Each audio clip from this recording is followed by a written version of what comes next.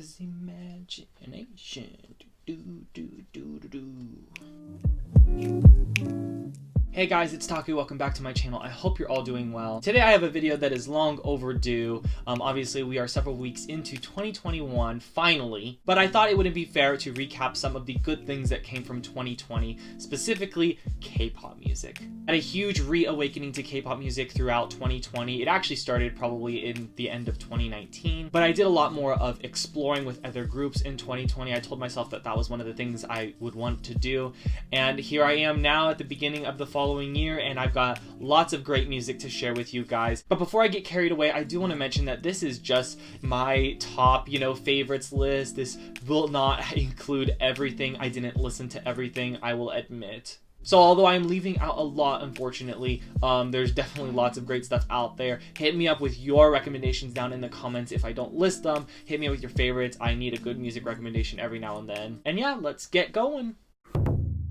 We'll start with number 10. For number 10, I have Taemin's solo album, Never Gonna Dance Again, Act 1. I realized that Act 2 had recently come out, but I listened to Act 1 more still. I am just in love with all of it. I like how, dark and edgy it sort of is, but it's also really reflective and philosophical. My favorite song from the album is Clockwork. I bet I caught you off guard with that one. But yes, I will not be surprised if my Apple Music thing comes out at the end of the year and is like, you listened to Clockwork 1,000 times, and I'm like, heck yeah, I did. For number 9, I've got ATEEZ's first album outside the Treasure series, Zero Fever Part 1. I'm sure a lot of us are really waiting for Part 2 at this point, especially, all my ATEEZ out there. We gotta get together. But this album's really, really awesome. It's got great hits like Inception, To the Beat, my favorite, which is Thanks. And it's a very interesting direction for them to go, after the Treasure series ended. Since their debut, they've pretty much done nothing but dedicate albums and EPs to the Treasure series, so I am looking forward to with what comes next, especially if it's more of what Zero Fever Part 1 gave us. For number 8, I've got an exciting debut group. This is Ghost 9, and specifically for this spot, I have pre-episode 2, Wall.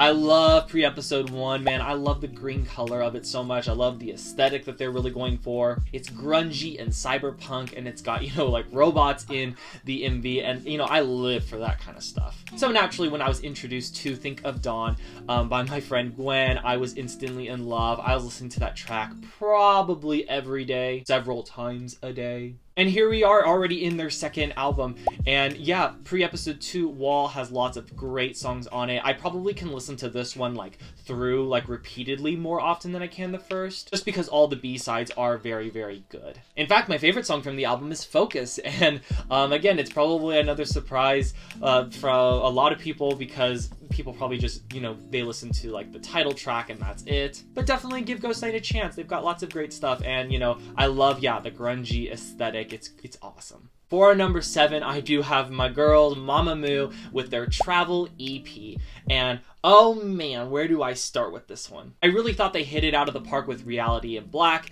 which was, the one that came before this, but Travel is something else. Each of the tracks are so very exotic and catered, it to the group. I can't imagine any other group singing these specific tracks. They bring with them just a heavy, just badassery that, I live for in female K-pop groups.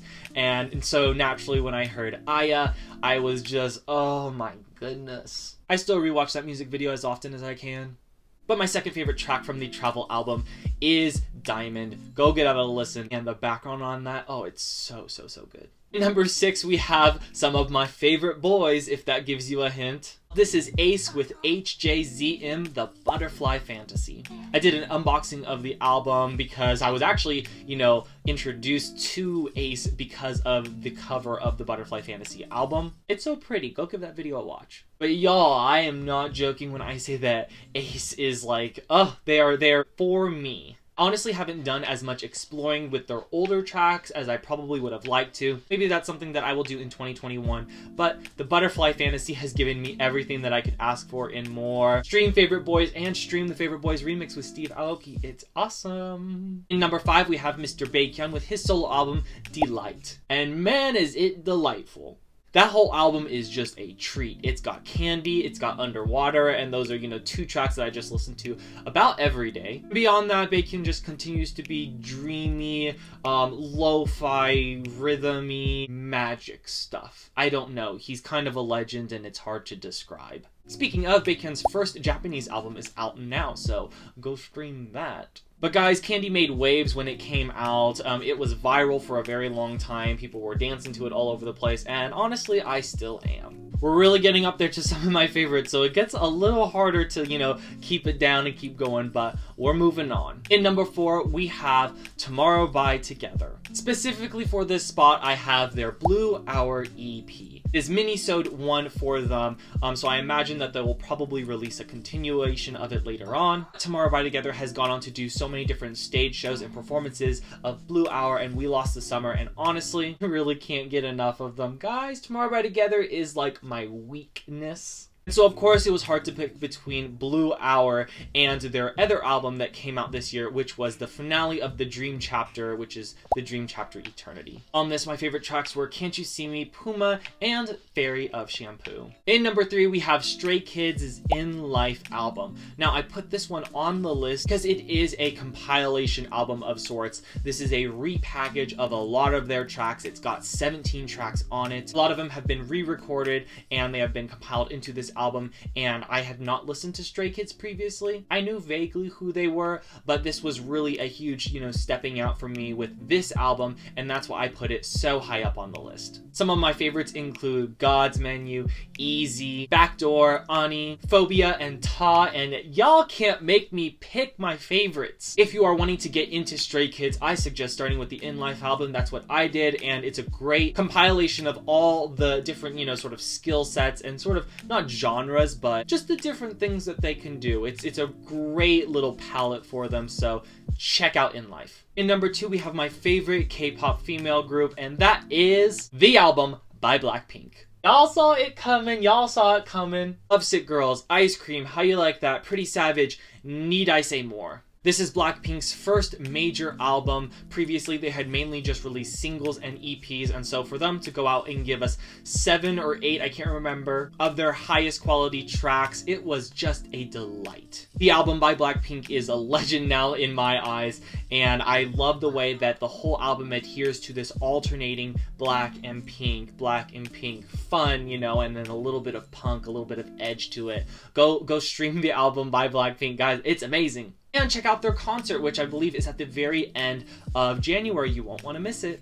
Before I get on with number 1 on this list, which I'm sure you guys already know who that is, I do want to give a couple honorable mentions. First is for Treasures, The First Step, chapters 1, 2, and 3, which have all recently been compiled into the Treasure Effect. It is their first album, and it just came out at the beginning of 2021. Next, I want to mention 17 Semicolon album, because they gave us Home Run, and it's really awesome, and it's an album that I've been listening to on loop over and over and over again. It wouldn't be fair to leave off a little bit of SM on this list, so of course, we have Super M, which is, you know, the bias group of biases. They released Super 1 in 2020, and my favorite track on that is Wish You Were Here.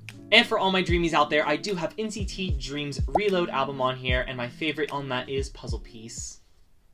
Alrighty, now on to number 1, and it's obviously no surprise who this is. My favorite albums of the year came from none other than BTS. BTS is, of course, my number 1 group. I wouldn't honestly be here doing YouTube without a lot of their influence, so I thank them for an amazing 2020 as well as all these other artists. For my secondary album, I do have BTS's B album. It's amazing, it's chill, and the tracks are crafted just for ARMY, just for people like you and me. That's what I love so much about that album. My favorite tracks from that, of course, are Life Goes On, Telepathy, and Dynamite. Light it up, baby. But of course, the king of kings this year, for me at least, is BTS's Map of the Soul 7. I still remember the day when BTS dropped teasers and hints for Map of the Soul 7, what with Black Swan and the concept map. Shortly after we got On, which was unlike anything BTS has ever done. And we got our segues with Suga's interlude Shadow and J-Hope's outro Ego. Along with it are a bunch of solo tracks and a bunch of group and subunit things, and it's just, oh, it's a masterpiece. My favorite solos are Filter and Moon from my Genie out there. And I do love me some 0 O'Clock. It is my chill beats, it is my after hours blues, it's my jam.